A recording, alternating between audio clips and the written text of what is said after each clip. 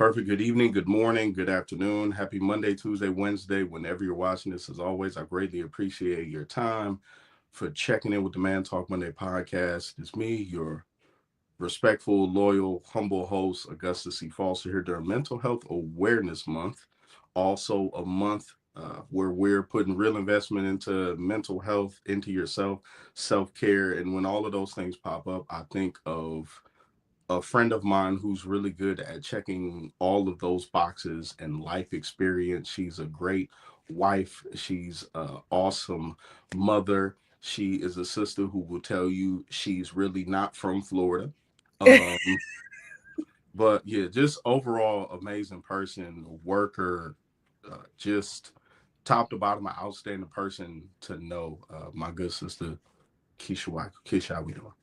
Hey, how are you? Doing well, doing well. I'm doing amazing. I'm doing amazing. So I know because we talked in the pre-show. I know where. So I have my cup of coffee that my daughter poured for me, and you have the cup of that poor senior airman who's getting up to He go to loves it work. here. He loves it here. that, that man, that brother who just recently's like, I got my promotion, new set of chevrons. It's up. It's amazing. Can you get my coffee? Lord Balance. Jesus. You have to keep him humble.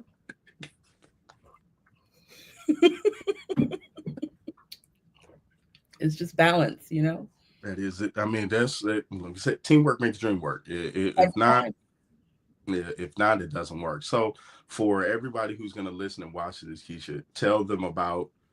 I don't even want to say about like work because I think people be confused when you ask them, "Tell me about yourself," and they tell you about your job. Oh But man. in everything that I see you in your lane, like knowing you in real life and seeing the social media, like not to confuse, oh, my job is this and this is what I do. Tell me like who you really are. Oh wow. Who am I? So many different things. I am entering my 39th season this month, and I feel like I have lived so many different lives, but they all tie together. So, first and foremost, child of the King, I'm a Christian. Secondly, the proud daughter of immigrants. I am a first generation American born to Guyanese parents who came to this country, started over, and did well time and time again, and gave me a foundation where I learned do what you want to do it well, and failure is not an option. That was Mm, just, we didn't have the option to fail. It could be a lesson, but we don't do failure over here. That doesn't mean that everything went my way, but it means learn from this, either go back and do it better or figure out what you're supposed to be doing because this is not it. right. Wife, mother, sister. I love my husband. He supports me. He gives me the latitude to be able to do pretty much anything that I want to do professionally, personally. If I say this is what I want to do, he figures out a way to support me to do it. I don't have to think twice. That's a blessing. Being the wife of James Weikel, best gift ever. The mother and bonus mother to three beautiful children. My two that live at home with us are 7. She just turned 7 and 4, and they keep me on my toes. I learn I, every I day through see. them. I see. Whew, keep me on my toes. And when you raise two little people that have your attitude, oh man, it's like a little mirror. But I love it. I love being their mom. Business. I spent a lot of time working for other people. I worked in retail through undergrad, and then I went into law enforcement. I did that for 7.5 years. Loved every day of it. I would go back today if I didn't have a family, but that was a Right. single girl's game. Um, because I love doing the running, the gunning, the crazy things, warrant details, vice narcotics. We're gonna go hit a house at 4 in the morning. We're not going home. We're in a standoff. That was me. I And loved every super, part. super, super excited to do it. Hey, we're gonna grab this person. I Oh just my, loved it. oh, oh my, be like, oh, this is gonna be so good. Hey, today we're working this op and we're doing it with these different federal agencies. I used to be like, Yes, huh? yes. They're like, ATF has a question. Okay, I got an answer. United States Yep, Marshal Service is doing a gang detail. Let's go. And then yep, I met my husband and fell in love. And it was like, well, it kind of sucks to not go home. I call him, and he was a right. police her at the time too. So it worked out. I'd be like, hey, I'm not coming home because I have this house we're sitting on. So Right. that worked out. Having someone who understands. Then I got the blessing of being a mama, and I just love them, watching them grow. They're doing all the things. My parents believed in us. I believe in them. I try to give them every opportunity that I can afford to them while still keeping them grounded. So they do ballet, they do art, they do all of those things, but they also will go outside and get the eggs from the chicken coop because you're going to do some work. You're going to learn how to Right. live off of this land. We water Right. our garden, we're growing things. Professionally, after law enforcement, well, while being in law enforcement, I started forensic interviewing. The agency that I was working for lost their interviewer. So I went to training and started doing that, and I found my passion. I wasn't Mm. looking for it. It came and found me, and I have completed 652 forensic interviews of child victims of sexual or physical abuse or witnesses to violent crimes or subjects of neglect. It's a lot of time in a room with a broken kid, and I do my best to let them know that even if I can't fix you, I am going to work with the people who can make sure that that person that did this to you is brought to justice. So I did that. I say I'm retired, but I just went to trial last week on a 2019 case. So I'm never going to retire until every case is disposed of. I Right. don't take interviews anymore, but I still consult, I still help, I still go to court, I still testify as an expert witness in child physical and sexual abuse and child psychology. Um, After that, I went to another organization where we met, and I worked there for close to 2 years. And when some things were changing at home, my husband decided he was going to follow his dream and enlist in the Air Force Reserves. I had to make a choice, and my choice was home.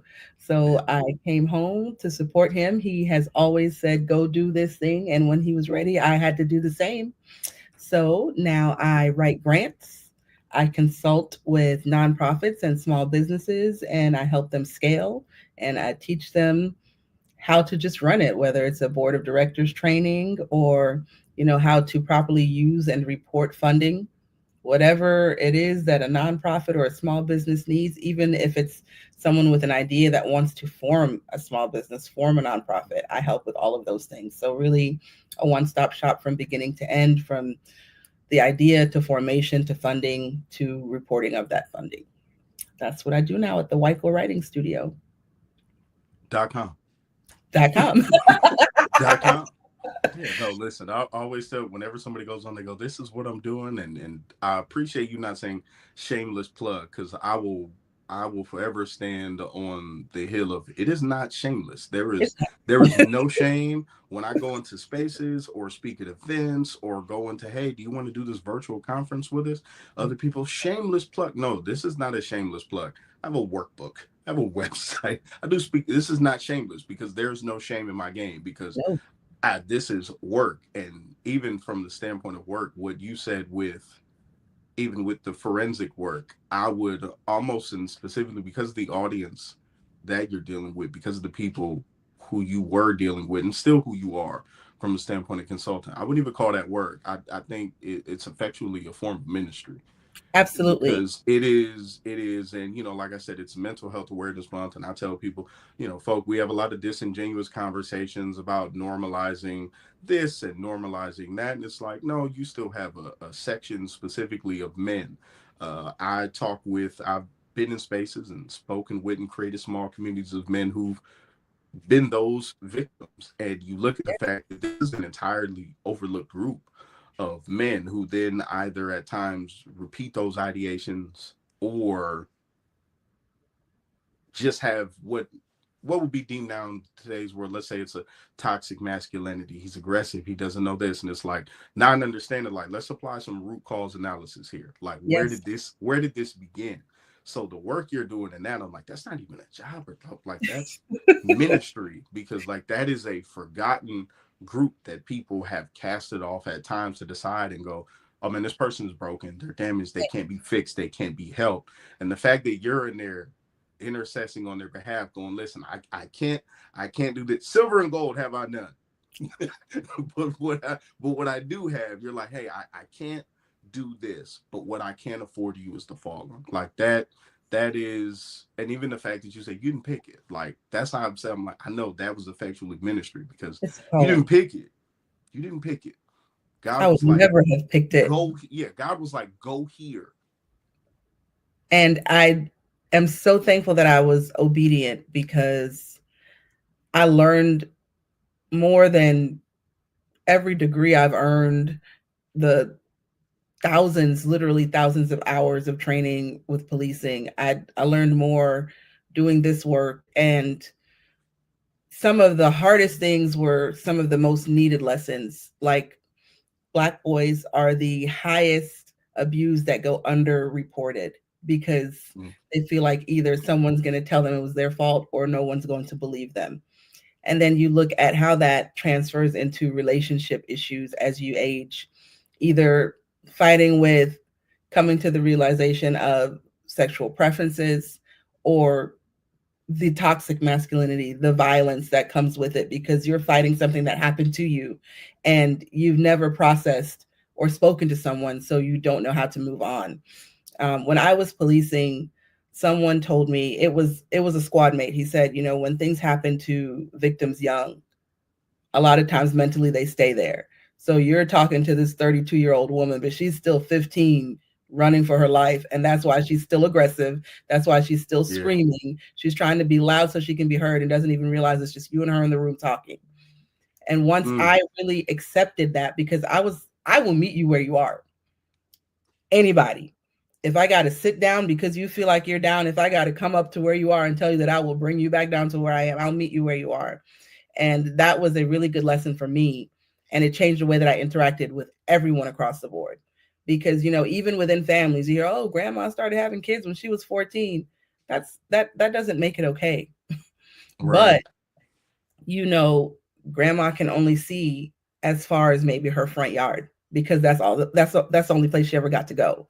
She didn't get to see women going out, getting education, leaving town, moving hundreds, thousands of miles away. You're leaving the county, you're leaving the state. That was like, why are you It doing that? it was it was mind blowing at the time. Yeah. Yes. So even when I left home, I stayed home for undergrad, but when I left at 23, I moved to a town where I knew no one to become a police officer. And it's like, you don't know anybody there. What are you going to do? And I was like, I'm only 2 hours away. I'm on the state line. I'm not even leaving the state, but there's no one there. And I was like, but there are people. Like, I will, and we have phones, but Yeah. just the mindset. And it was, my mom was telling me this, and she left a continent, a country at 15, came here, Right. started over. Right. I'm like, you can take 185 south to find me. You had to take a 5-hour flight and you landed Yeah. at But you, JFK, yeah. knowing just your mom, But even and with it, but would always be different because it's the child. Of You're, course. you're it's like I'm just down I-85. Like, yeah, but you're not here. I It's like can't see you. yeah, like I can't need to be able to Right. reach out and touch you. Yeah. Exactly. So, and I mean that was a huge lesson for me too, just with even how I deal with people. And I am, I am not a people person when it comes, like, I like, this is my assignment, let me do my thing Yeah. and move on.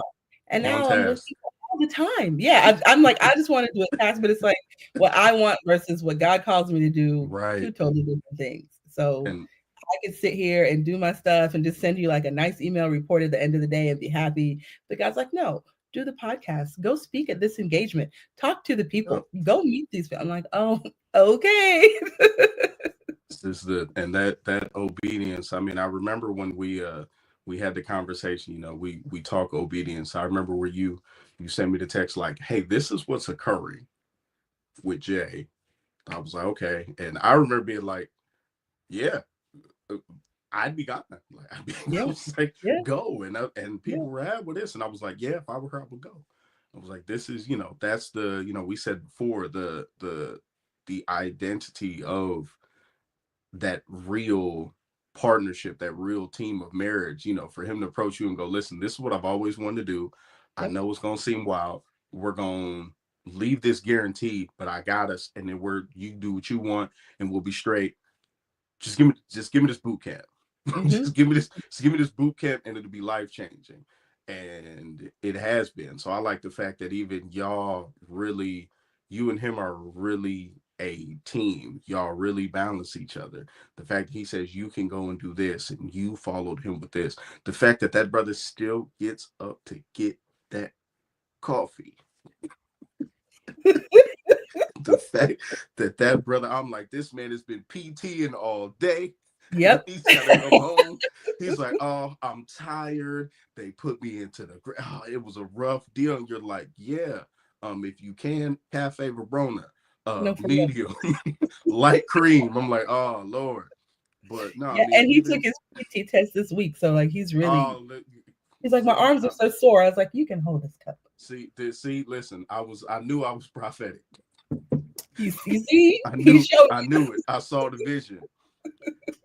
So you have family, and one of the things you talked about, which I've also experienced, you talked about the blessing of being like a bonus mom. Like, I love whenever I go into spaces, I tell people, even when I wrote my first book, I told people this is coming from a perspective of every kind of father you could be: a married father, a divorced father, a father in the house, a father out of the house, a long distance father, and somebody who is a step and or adoptive parent. And I talk in spaces and I say this is a very different journey, because at times it feels like a thankless job, to Mm-hmm. where you put this investment. And I don't know if you saw, there's a video that went viral online of a man talking about, I've raised this kid since he was 2, and she graduated high school and I wasn't invited. And I was hoping and praying that it was a skit,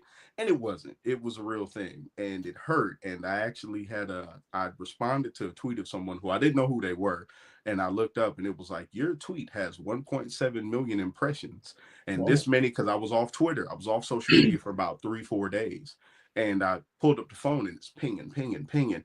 And I realized, I'm like, oh, this is like a former NFL player who now hosts a Wow. podcast. And he responded to me, and it was like, you have this many impressions. I said, oh, but I watched that. And as somebody who's been in the role as a stepfather, I said, I think in those times like, people forget. I was like, we do have emotions. Like, men are not devoid of feelings. I was like, I don't think you can discount that this person had all of that. And I've had some of those moments, with my own daughter, because I never refer to her as step. She's just my Oh, daughter. She only knows me. The other person, who knows? yeah. It's been me. She got my name on paperwork, all of that. Uh, and even in those, like I tell people, it's not always easy. There are moments where it is a struggle. You're gonna feel like you're doing all of the work and there's no reward, but in the end, like, there's that actual love, that investment is there. You told me, she's, and I believe the stepdaughter, she's 11 or 12. Oh. Cool. Mm-hmm. She's almost a voter. Yeah. Um, she'll be, decisions. Mine is 15. I'm gonna pray for y'all. I'm going to pray for y'all. How has it been navigating it as the supportive wife slash stepmother? Ooh. How has that experience been for you, to have the blessing of being a bonus mom, being able to still, despite everything that goes on, being someone that your daughter can come to for sound advice, for counsel, for assistance, regardless of what adults do? That is probably the hardest job that I have ever chosen because it was a choice. She was 1.5 when he and I got together, but I've known her whole life because I knew him. I knew both him and his ex-wife before we all worked together. But with the baby, I won't say her name. With the baby, um, it was hard because more often than not, stepdads are applauded and praised, and oh, you stepped in and stepped up where someone wouldn't. And stepmoms is that's not your real mom. That's not your Give baby. the Um, villain role. ooh, Yeah. yes. Nothing to do with the dismantling of the relationship, nothing to do with that home not staying solid, but somehow always the villain. In the early days at drop-offs when I specialized when we were policing, so I could, call my sergeant and say, "Hey, I'm not coming in today because the baby's sick." I could, they had to ride a beat or go work their new corporate gig, so they had to go be where they needed to be. But even in that, it's this is not your mom. Don't forget you only have one mom. And I'm like, I'm not trying to be Mhm. anyone's mother. I'm trying to support this man that I love and this child that I love. Um, as things progressed, there was some isolation and things that occurred. And I know that a lot of the lessons were for me because I had a lot of opinions based in ignorance about, quote, deadbeat dads and parents who are not present. But when you see your partner crying because he wants to see his child and texts and emails are going unanswered, phones are going unanswered, and it's, oh, we fell asleep early at 4 p.m. You both fell Yeah. asleep and were asleep for the rest of the night. Oh, we were in the movie theaters when you called, so we'll call tomorrow. And then tomorrow turns into next week.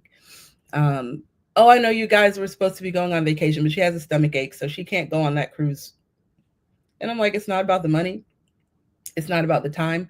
What I had to assert was that your children as a whole will not suffer because of one person's actions. So we will plan the trips, we will invite on the trips, but we will still take the trips. Right. We're going to still create memories. We are very open. I am very vocal. You know that. Yeah. Um, I will never, ever tear her mother down in front of her.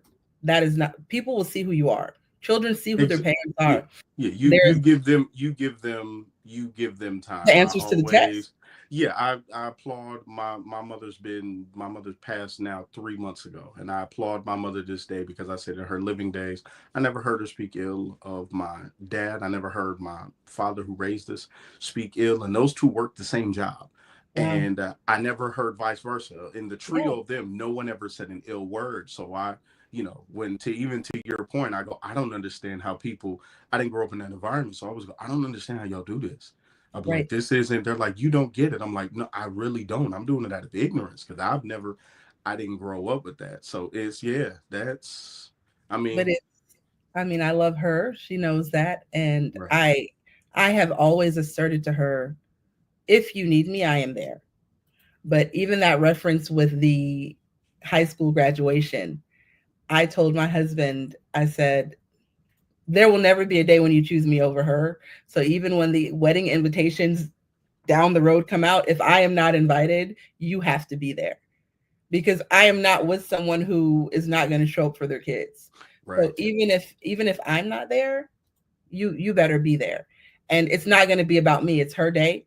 So if she doesn't, want me, or if her mother doesn't want me there, that's fine. It doesn't change the love that I have for you.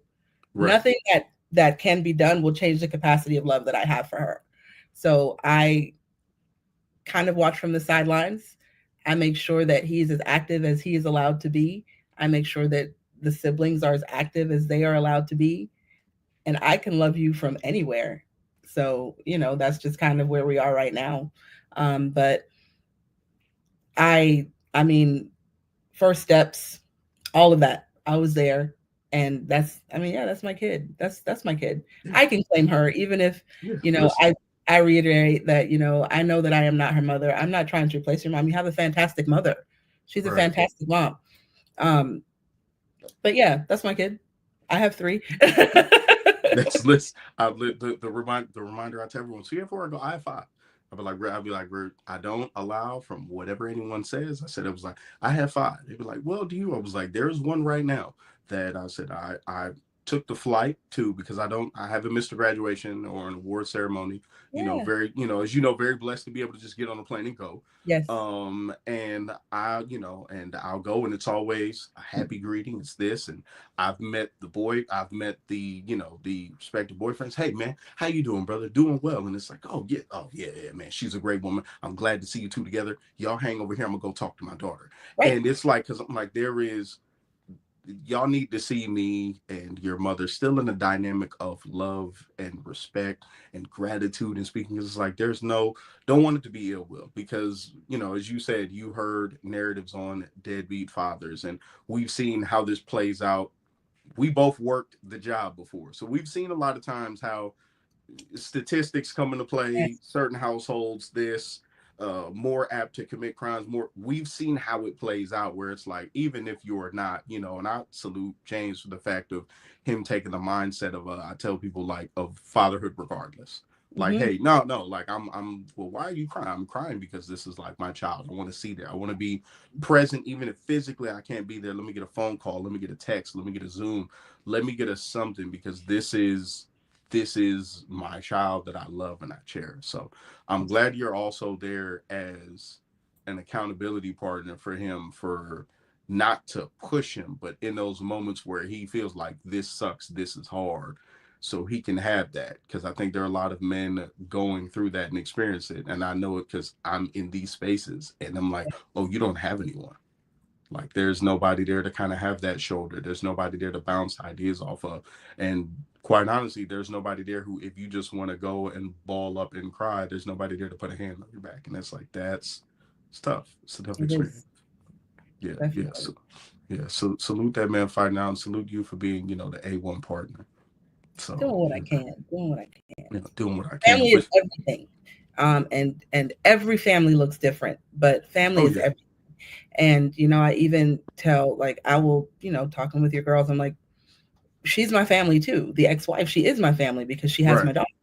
right. And you know, I say something, and I think that policing. No, I know policing really makes you look at things differently, but I stand by it and I say it until one of us dies. We're in each other's lives. It doesn't That's stop it. at 18, because then there's going to be grandkids. There's going to be, job promotions. There's going to be Yeah, birthday parties as adults. It's not going to be, oh, you're 18. I don't have to see that other person until one of us is no longer. yeah. Until We're, one, we're until involved. quite literally, as the old folks used to say, until one of us is in the ground. There you Like, go. nothing, like, this isn't. It doesn't change. Like, Doesn't end. there's, It doesn't stop. yeah, You know, this extended family dynamic goes on through all of our lives. Like, nothing it's really for changes life. here. Absolutely.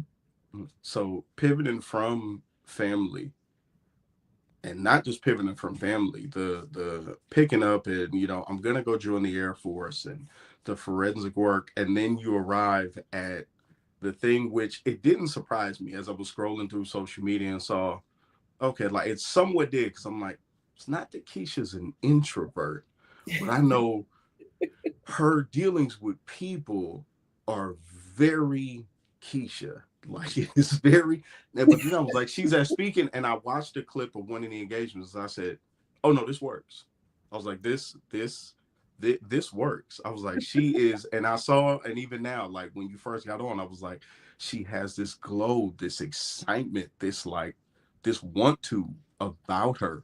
And I'm like, this isn't, not that I didn't see it in the prior space. Like, I still saw the focus. I still saw you being on task. I still saw the want to pursue something more. I also saw the willingness to always help others who didn't know. But this is different. I'm seeing these clips and these posters, and I'm like, I know her, but I don't know her. I was like, this is. I sat back and was like, this is amazing, man. I was like, man, the homie is really happy. Like, I'm happy that she's happy. Tell me about the writing studio that you're also going to help me work with, because of course, I told you we'll tap in for two reasons, because now I've Yes. started, all the paperwork came through. Thank you, Jesus, for my Great. mother's foundation. For it took 47 squad long enough. I'll politic it. It took his team of people long enough to process his paperwork. I'm like, we've done nonprofit paperwork in less than 6 weeks, and it's Yes. come back. I'm like, this has been, I'm like, we're approaching 2.5 months. I'm like, what? Come on, 47. Let's get on it. Let's But from, let's get going. the little you told me of your mom, it makes sense. Oh yeah, It makes sense because yeah. I it mean, was there's going to be right, and oh it was going to take whatever time it took. So you that you you're right, because if it would have been rushed, I think you said that, and this is interesting. That's kind of, my sister said the same thing. My sister was like, mom never rushed anything. It's like, mom never rushed anything. Like, everything was always took time. Everything was yes, always, it happened right when it needed to. She was like, don't trip on the paperwork, bro. It's that's gonna right. come when it needs to come. And then it came, and I was like, okay. I was like, all right, can't Now be it's time mad. to And go now to you're work. saying that, I'm like, Okay, all right, that's two people.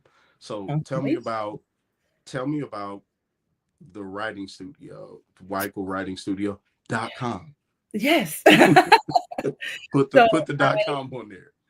I started writing grants again, fell into that. But when I went to undergrad, my bachelor's degree is in public policy with a concentration on nonprofit human resources and career development.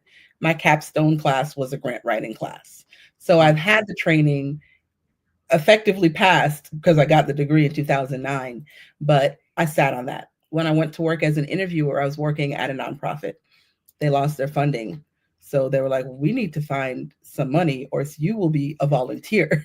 And that wasn't going to work for me. So we found some grants. I wrote for them, was awarded them, and they were like, well, that's a part of your responsibilities now because you had no issues with doing it. So I was like, okay, so that's how I kind of got back into it. But then when I stepped away from interviewing, I stepped away from grant writing. Hmm. In 2022, I came back to it because I actually had surgery and a friend came to see me and she was saying that's what she was doing. She was working in that space. I was like, oh, I used to do that back in the day. And she was like, oh, I do foundation grants, this and that. I was like, well, I do like state and federal. I love, the drive and the pressure of dealing with the government. Why not? Why not take on the hard things? And she's like, that's what we need help with. We don't have anyone that specializes in that. And I was like, well, if you need a contractor, I could do that. I was at the organization where you and I met at the time. So I was like, I can take on, you know, minimal contracts. So we did that. It was going really well. And then when it was time for me to leave the organization, I was like, you know what?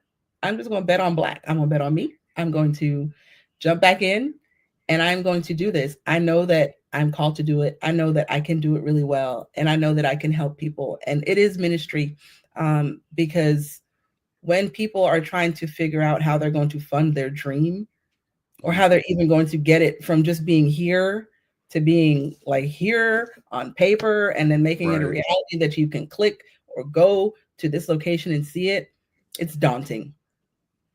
Sometimes you just need a Keisha, somebody who can tell you, you can Yeah. do it. I believe in you. I will help you. Let's do this. Let's get it going. Hmm. And that's what I'm here for. I'm going to promote you. I'm going to encourage you. And even what you see on my website, when you look there, it could never convey everything that I'm giving you Right. because it will tell you, yes, we can form this business. Yes, we can track this business. We can track this funding. We can apply for this funding. It won't tell you that if you call me at 2 in the morning, I'm going to answer and say, do we need to pray together? Do we need to meet? This is not going to take you. We're going to take it. I'm going to tell you, I believe in what you're doing. Let's do it. I'm going to check in if I don't hear from you after 5 to 7 days. Hey, I sent these emails. Did you see them? I understand that you're busy, but just let me know you got it. And then we can put a date on the calendar to talk about it because it can be overwhelming. And I say that from the standpoint of my parents owned multiple businesses. My dad had like one of the first Caribbean grocery stores in the state of Georgia. This Mm. was in the 80s, Caribbean USA Grocery on Glenwood Road. And he couldn't find what he needed here. So he would leave on Thursday night to drive into Brooklyn and Queens to get what we needed from suppliers like Badesi and bring it back so that people in Atlanta could have it like every Thursday so that he could have it for the weekend rush. That's why it's like I could get on the road now and take the 85 to the 95 to the Van Wyck or the And BQE. I and could, it's nothing. And it's it's nothing. nothing. I might stop to use the bathroom in Virginia. Like I can drive from my house right now, right That's into me. Queens and That's be that straight. that's me driving into Indianapolis or Toledo or Detroit. I could just go, yeah. Now, of course, as a parent, I've got the fiance and the kid in the car. If they go and it's like, we've got to stop at Bucky's. We're not stopping at Bucky's. We're not stopping at Bucky's. I have coffee. Nobody's getting out to pee until we get at least several states away. That's it. You stop for Like gas. yeah, that's it. We're stopped for gas. We're locked in. Yeah. So, But yeah, I mean, the fact that your dad had that drive and clearly it's in you, and then so now there's literally he had that drive, like literally and figuratively. Yep. So, and you So having that, and now you're in this space. From how has work been this year? Because I know there's with with everything going on in the world, again, I talk politics because my mother worked in the social space and the political Yes. space for over 30 years. So I tell people, with everything going on with Orange Everything. Captain 47, yeah, Yes. increased tariffs and shifts in pricing and labor and workforce. And so I know this year there's been a little bit of like tightening from a standpoint of funding. Even I had a Yes. conversation. My cousin runs the largest nonprofit in the city of Atlanta. It's a place called the Gateway Center. I know the Um, Gateway Center and yeah, I love the work they do. I used to yes. volunteer there when I was in high school Oh, many yeah, years ago.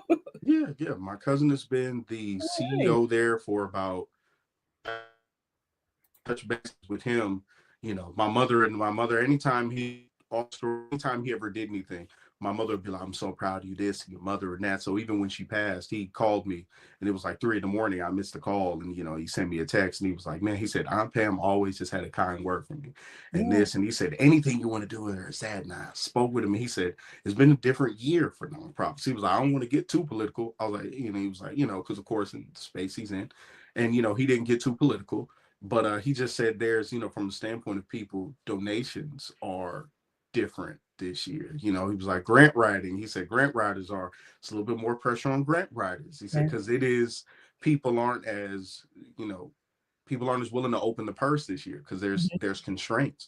I have to really think about this. Do I make this donation here? Associate of mine donates a nice chunk of money to Morehouse College every year. And he sat back and said, I'm probably gonna have to chop that in half this year. He Yep. said, just due to life. So for you in this first now half of the year, have you seen with your writing and all of the ability that you have, and like you said, the passion you're pouring in, because if you're answering at 2 in the morning, you have to have a lot of those calls right now because this has been a different year in the nonprofit and in the grant space. So there have been things that they're really unforeseen. You know that struggles will come. Change is always on the horizon. But with I said federal and state, those are my babies. With federal funding, there have been awards that have been recalled. There have been awards Mm-hmm. that have not been issued because there's questions with who the awards were given to. Right now, I have a Mm-hmm. client that is waiting on, like me and you just laughing, ha ha ha, they're waiting on $54 million because they were the second choice and the first choice was found to be ineligible in December for an award that was put out in October, but they still have not released the funds because they're still investigating why they were made the first choice. Um, it's in the news for those who are in that business, but the person who is heading that proposal was one of the main names that was named and charged with Yep. Enron. So, Yep. you know, Yep. When you mentioned the number, my brain went, uh-huh. Oh, oh, yeah. oh. So my client's waiting on if they're going to ever get that. I was paid for my services. I did what I was supposed to, but to sit and wait on $54 million to Is scale what you're doing, and you just have to wait until who knows when, because they could always come back and be like, you know what, we decided we're not going to fund anything. right. But when you read the responses given to your application, and it's like, we wanted you to have A, B, and C. We saw that you had A, B, and C, but Right. so I read it, and that was one of the 2 a.m. calls because I was reading this response that came out, and I woke my husband up. I was like, read this and tell Read me. this. You took the phone. I was like, am I crazy? He was like, no, this is That very, is very redundant that, because they're saying you did it, but they're just not but giving it to you. where you did it, but we're gonna negate that you did it on the Exactly. grounds of because I say so. That's it. Yeah. So I got the call from the business owner and he said, am I reading this incorrectly? This is my first endeavor with grants. I was like, no, we're on the same page. You're reading exactly what I see. So we have actually started looking into other sources. That's one thing that I'm really proud of, that my integrity and my work speak for myself. So even though they have that issue, they're still willing to work with me and move forward. So we just have to look at alternatives, right? So we look at like foundation grants, especially foundations that have been around for a while. They can fund things like they can fund whatever they want to, but then you just have to do the research to see who's funding education. If you have students that are studying something that is groundbreaking, or who's funding, a Montessori that's trying to get off the ground or get a new building, Right. things like that. Like the nonprofit you were saying your family is over in the Kenya area now. Who's funding international things? Because Right. there's different, different guidelines. But so grant research, which is always a part of the work, has just become a greater part of it because you have to kind of dig deeper. It's not like that 2 clicks, oh, let me look on this website because they normally have 10 offers. You just have to dig a little deeper. Foundation grants are a little more personal, so you have to do the legwork and call and say, hi, I'm calling on behalf of this organization. This is what we're doing. We see this posting that you have. We'd like to apply. What exactly are you looking for, or what standout qualities are you looking for? So there's more legwork, but that's a part of it. The funding drying up is the hardest thing. So right now it's brokering a lot of partnerships, even between clients, or finding other people that can work together, because you might have a surplus of this, I might have a need there. It's really pushing us back to bartering. So, it's like, I may not be able to give you money, but I could come But into that Montessori and offer, you were looking for funding for chess coaches. I have a chess club. We can come in and do that. And, you can, teach this course to our 3 children. So I'm facilitating a lot of bartering. On the grander scale, it's really just a lot of business to business introductions to see how people can partner, even if it's short-term partnerships, but still figuring out a way to get goals met. see, and that bartering again for the second time in here. That don't have the money. Silver and gold have I none. There you go. There's, I You mean, can get even, and I understand your perspective with that, because one of the first things, and talking to a number of relatives, one who ran a nonprofit and now is the VP of a small college, the one who runs Gateway Center, and talking to another one who works admissions at a college in California, and even reaching to the one who I was like, he may have no insight on this, but he works for the athletic department at a HBCU, and I was like, what are your thoughts on this? And he probably had the best insight. He was like, you want to do this for auntie? He said, go tap in with the schools. I said, what? He said, partnership. He said, you may not be able to get $1 million to provide scholarships. He said, but what you can do is partner with a school.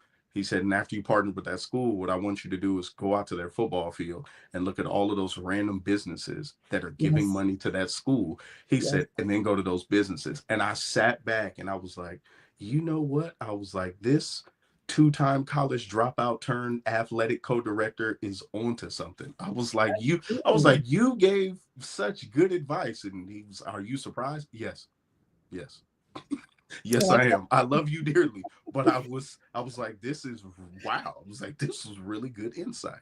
But that's no, great. yeah, yeah, And I tell you're I say, even if you don't want to go after federal funding, still go through all of the check marks, get the SAM registration, get the cage code number, so that you can be a subrecipient, like getting with the schools. If mm, they're getting federal funding, and you still have to do all of the things as a subrecipient. They have to show your SAM number. They have to show that it's active. So I'm like, go ahead and do that. Keep it compliant. And it might not be you applying for this grant, but they want to partner with you, and they can say, we're getting 6 million, we'll give 1 million to you, and you just need these 2 little things. It takes like an hour to go through the process to get it, and it puts you in a totally different field for what you can accept. And it's like, why not? Why not? so I know your insight has been very informative, and you say SAM numbers and doing these processes, and it takes no time. So I'll close it out with this. For people who they don't have that knowledge, they don't have that experience, how can they find weikelwritingstudio.com? Where can they find They that weikelwritingstudio.com? is that is the give website. give my sister, this is, you get, sell it, elevator pitch, sell it, because I know a lot of the people who watch me are smaller nonprofits, dudes who are trying to form them, people in businesses, folk who are looking to get grants. Sell it, my sister. I'm out of the way. Sell it. Go. Do your thing. I can be found at the Weikel Writing Studio.com. I'm going to spell it for you. WeikelWritingstudio.com. You can find me on social medias at the Weikel Writing Studio on Facebook, on Instagram. You can also find me on Facebook as Keisha Jean, KIESHAGENE. Send me a message, reach out to me. Augusta Foster has all of my information. Reach out to Augusta. He'll put us together. I have no problem with that. You can email me at Keisha, KIESHA, at theweikelwritingstudio.com. Just reach out, tell me that you heard me on Augusta's podcast, and there will be a 10% discount for my services. So that's a blessing to you. I work in obedience, and if I hear it, I got to share it. So please reach out. I would love to work together. I would love to help you. Let's go to work. Awesome. I love it. And what's the next couple of engagements that you have? Because I know there's some things lined up. I know you got to check that calendar, that phone, because they're coming up. Definitely. Because I know there's something, I believe, either not this week, Father's Day week, but I believe there's something next week. Where can people go to see you live if they wanted to do the in-person engagement and hear this passion and get this knowledge and this game? So I will be actually out at an event, the International Night Market, city of Chamblee, Georgia, on the 27th of June. I will be there with one of my clients, Brilliant in Kind Montessori. But at that time, we will be sharing about our services. We'll be sharing about the school. So it would be a great time to have some face-to-face contact. It will be, everything's posted on the city of Chamblee's social medias and their website. You can come out and find us there. I'll be there Friday night. It's a Friday and Saturday event, but I will be there Friday night. After that, we are working on an online symposium that is going to be coming in August. We don't have the date finalized, but when I do have it, I will share it. And I know that he will share it on his socials. Oh, We would love to absolutely. see you. We would love to, just chat. It's for anyone. If you already have a business or nonprofit started, if you are looking to start one, it's a very baseline. Tell me where you are so I can help you get to where you want to be. So that's what's coming next. And we would love to see you there. Everything will be available via Eventbrite, but we'll share it on socials as well. And I will give everything to Augusta and he'll share it as well. Awesome. So again, if you're in the surrounding Georgia area, Atlanta Metro, the 27th, you have that business, that nonprofit, you're looking to grow, you're looking to scale, you're looking for ideas for funding, and you want the actual subject matter expert in person. Hey, She's there. It's a 2-day event. She's there the 27th. Tap in again. She's an amazing resource. Y'all have heard her for the past 45 minutes talking. I'm gonna let her go and get off of here because I know she has. I know. Well, no, that brother's at work. Um, that brother, I was like, that brother better be working. The Air Force don't play that. Air Force, I was like, that brother on the job. And I know, definitely. yeah, you have the two littles. I told my girl happy belated a couple weeks ago because that was about Yeah. 2-3 weeks ago when it was her. So yeah, Thank I'll let you get back to the day, Keisha, and I'll definitely be in touch. Thank you so much for your time because I know there's everything that you said. Somebody's gonna hear this and go, I'm gonna reach out. I'm going to do this. And I also know somebody's going to hear the path that you've taken, which is really like a road less traveled, a road where somebody who's actually been called and sat down with that obedience and said, I'm going to do it. And they're going to seek the face of God and go, all right, I listened to Keisha say this and she's achieved it. Like I could do this too. So I really believe you're going to inspire somebody to have that want to, and to push that passion and for them to get up from that stagnated state and go, I want to go out and pursue this. So thank yeah, you. you're doing ministry. So I'm super proud of you. I'm super Thank proud of you. you. Thank I'm you. super proud of you. And I want you to have a good rest of the day. And on tell my man Jay tomorrow, brother, you ain't gotta get that coffee. You ain't she Everything gotta went get your well. she's Everything gotta went get well. that coffee today, my brother. It's our day tomorrow, my brother. It is our day. You know what? It's all about him. It's all about him. You're right. I got it. Sister Keisha, thank you again. And I will be in touch. Appreciate you, my sister. Absolutely. Have a good one. All right, Keisha. Bye.